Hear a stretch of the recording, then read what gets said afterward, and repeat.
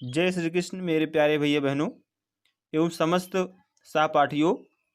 आपका मैं इस ऑडियो प्रोग्राम में हार्दिक स्वागत करता हूं और यह अनुग्रह रखता हूं कि आप हमारी इस ऑडियो चैनल को भी बहुत लाइक करेंगे तथा शेयर करेंगे तथा सब्सक्राइब भी करेंगे। जैसा कि आपने पूर्व वीडियो में अध्ययन किया था कि भारत में राष्ट्रवाद का उदय होने की गतिविधियों के अनुसार भारत में सबने अवज्ञा आंदोलन से पहले सत्याग्रह का जन्म हुआ और सत्याग्रह के बाद असहयोग आंदोलन का जन्म देखने को मिला। तदुपरांत हम आपको ले चलते हैं कि सबने अवज्ञा की ओर कैसे भारत अग्रसर होता है और किस तरीके से सबने अवज्ञा भारत में प्रारंभ हो जाता है। फरवरी 1922 में महात्मा गांधी ने असहयोग आंदोलन वापस लेने का फैसला कर लिया। उनको लगता था कि आंदोलन हिंसक होता जा रहा है और सत्याग्रहियों को व्यापक प्रशिक्षण की जरूरत है। कांग्रेस के कुछ नेता इस तरह के जनसंघर्षों से थक चुके थे।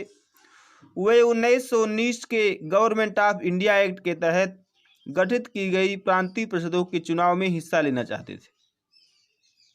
उनको लगता था कि परिषदों में रहते हुए ब्रिटिश नीतियों का विरोध करना, सुधारों की वकालत करना और यह दिखाना भी महत्वपूर्ण है कि ये परिषदें लोकतांत्रिक संस्था नहीं हैं।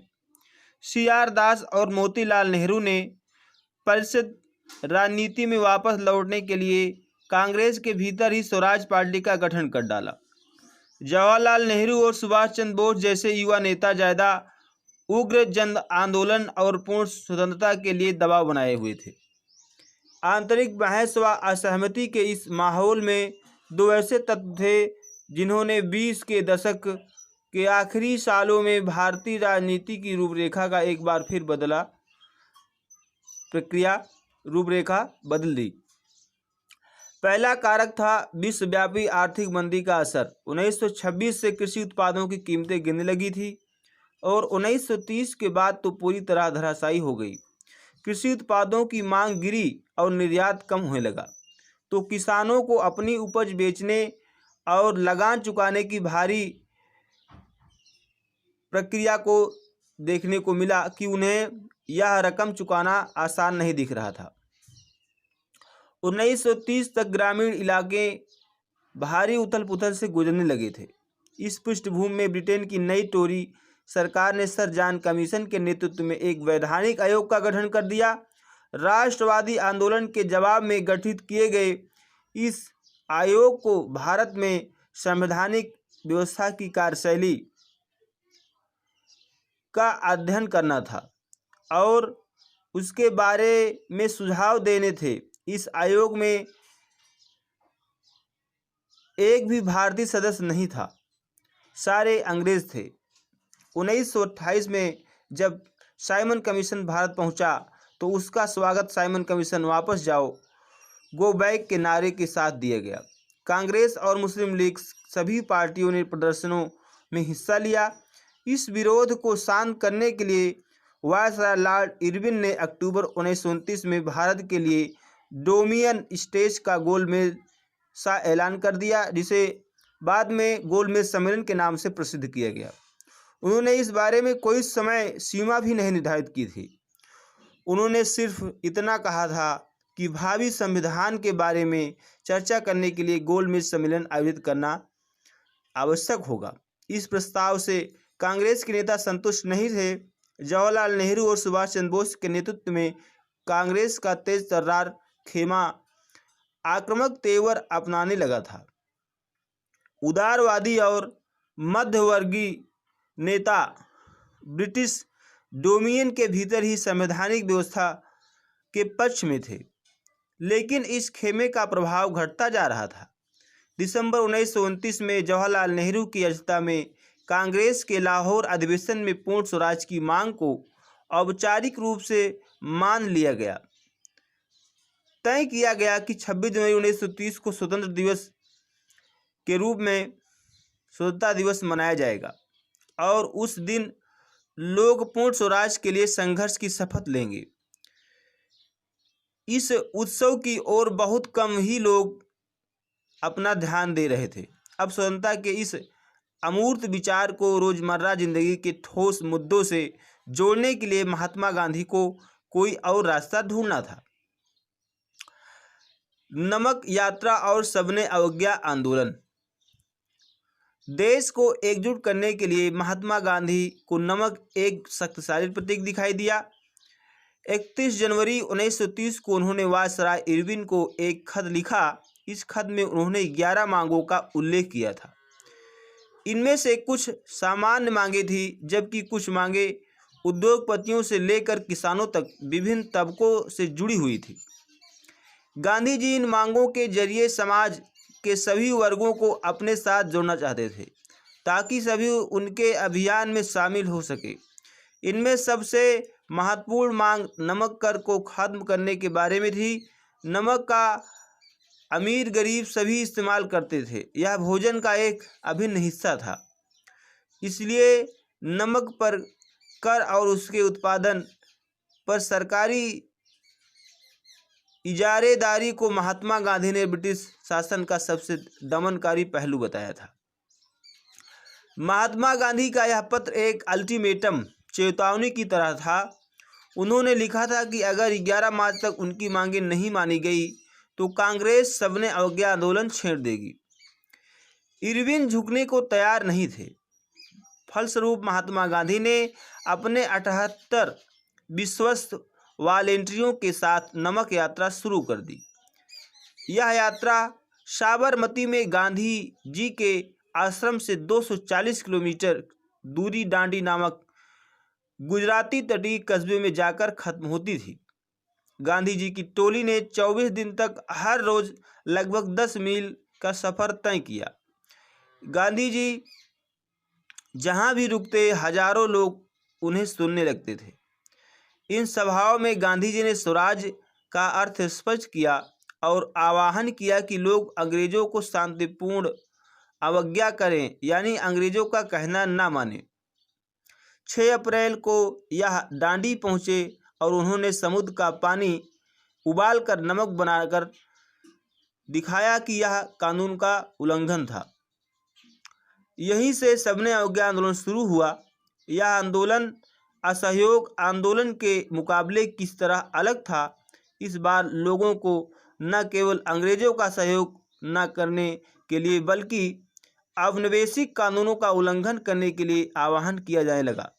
देश के विभिन्न भागों में हजारों लोगों ने नमक कानून तोड़ा और सरकारी नमक कारखाने के सामने प्रदर्शन किया। आंदोलन फैला तो विदेशी कपड़ों का बहिष्कार किया जाने लगा। शराब की दुकानों की पिकेटिंग होने लगी। किसानों ने लगान और चौकीदारी कर चुकाने से इनकार कर दिया।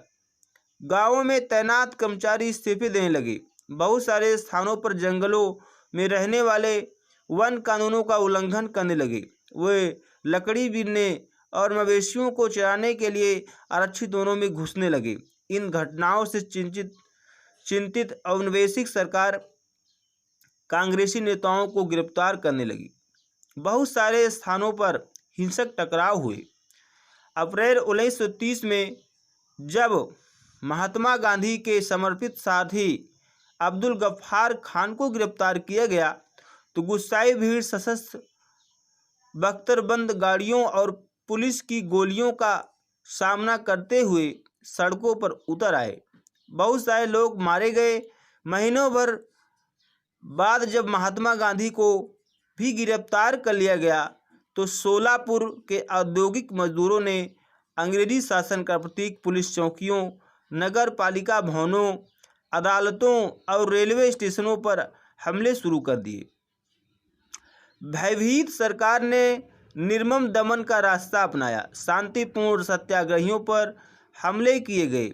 औरतों व बच्चों को मारा पीटा गया और लगभग 1 लाख लोग गिरफ्तार किए गए। महात्मा गांधी ने एक बार फिर आंदोलन वापस ले लिया।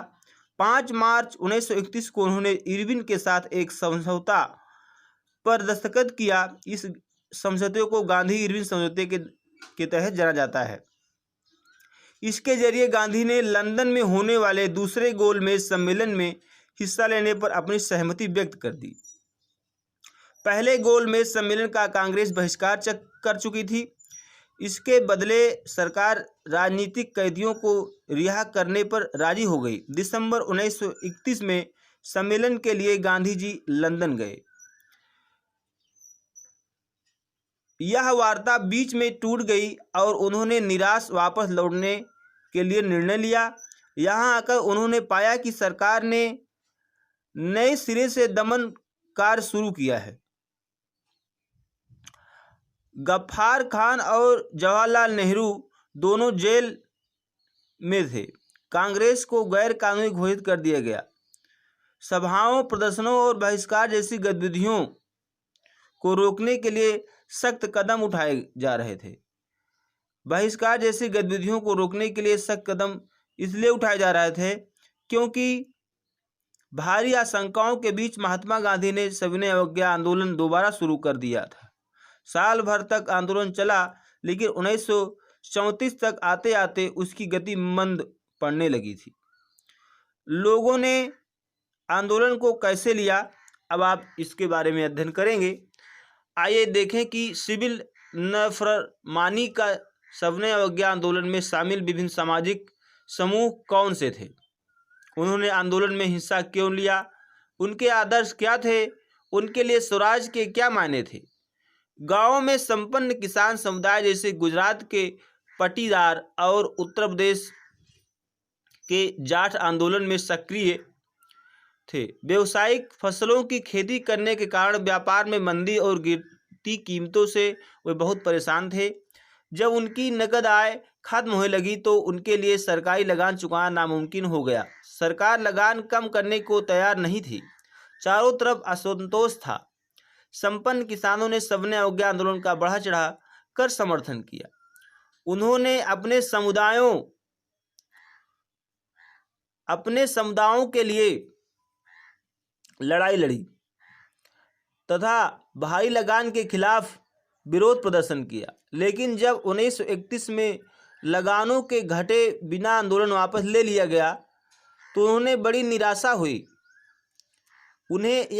हुई। परिणाम स्वरूप जब 1932 में आंदोलन दोबारा शुरू हुआ तो उनमें बहुत ने उसमें हिस्सा लेने से मना कर दिया। गरीब किसान केवल लगान में कमी नहीं चाहते थे। उनमें से बहुत सारे किसान जमींदारों से पट्टे पर जमीन लेकर खेती कर रहे थे। महामंदी लंबी खिंची और नकद आमदनी गिरने लगी तो छोटे पट्टेदारों के लिए जमीन का किराया चुकाना भी मुश्किल हो गया। वे चाहते थे कि उन्हें जमींदारों को जो भाड़ा चुकाना था उसे माफ़ कर दिया जाए। इसके लिए उन्होंने कई रेडिकल आंदोलनों में हिस्सा लिया, जिनका नेतृत्व अक्सर समाजवादियों और कम्युनिस्टों के हाथों में होता था। अमीर किसानों और जमींदारों की नाराजगी के भय से कांग्रेस भाड़ा विरोधी आंदोलन को समर्थन लेने में प्रायः हिचकिचाती थी। इसी कारण गरीब किसानों और कांग्रेस के बीच संबंध अनिश्चित थे। व्यवसायी वर्ग की क्या स्थिति थी, उन्होंने सविनय अवज्ञा आंदोलन के में क्या रुख अपनाया। पहले विश्व युद्ध के दौरान भारतीय व्यापारियों और उद्योगियों ने भारी मुनाफा कमाया था और ताकतवर हो चुके थे, जिसके बारे में आप पूर्ण रूपेण आगे चलकर पढ़ेंगे। अपने कारोबार को फैलाने के लिए उन्होंने ऐसे औपनिवेशिक नीतियों का विरोध किया जिनके कारण उनकी व्यावसायिक गतिविधियों में रुकावट आती थी। विदेशी वस्तुओं के आयात से सुरक्षा चाहते थे और रुपया स्टर्लिंग विदेशी विनिमय अनुपात में बदलाव चाहते थे, जिससे आयात में कमी आ जाए। व्यावसायिक हितों को संगठित करने के लिए उन्होंने 1920 में भारतीय औद्योगिक एवं व्यावसायिक Congress, Indian industrial and commercial Congress और 1927 में भारतीय वाणिज्य एवं उद्योग परिसंघ, federation of Indian chamber of commerce and industry FICCI का गठन किया। पुरुषोत्तम दास, ठाकुर दास और जीडी बिरला जैसे जाने माने उद्योगपतियों के नेतृत्व में उद्योगपतियों ने भारतीय अर्थव्यवस्था पर औपनिवेशिक नियंत्रण का विरोध किया और पहले सिविल नाफरमानी आंदोलन का समर्थन किया। उन्होंने आंदोलन को आर्थिक सहायता दी और आयातित वस्तुओं को खरीदने या बेचने से इनकार कर दिया। ज़्यादातर व्यवसायी स्वराज को एक ऐसे युग के रूप में देखते थे जहां कारोबार पर औपनिवेशिक पाबंदियां न हों और व्यापार व उद्योग निर्बाध ढंग से फल फूल रहा हो। गोलमेज सम्मेलन की विफलता के बाद व्यावसायिक संगठनों का उत्साह और भी मंद पड़ गया। उन्होंने उग्र गतिविधियों का भय था। वे लंबी अशांति की आशंका और कांग्रेस के युवा सदस्यों में समाजवाद के बढ़ते प्रभाव से डरे हुए थे। औद्योगिक श्रमिक वर्ग ने सविनय अवज्ञा आंदोलन में नागपुर के अलावा और कहीं भी बहुत बड़ी संख्या में हिस्सा नहीं लिया।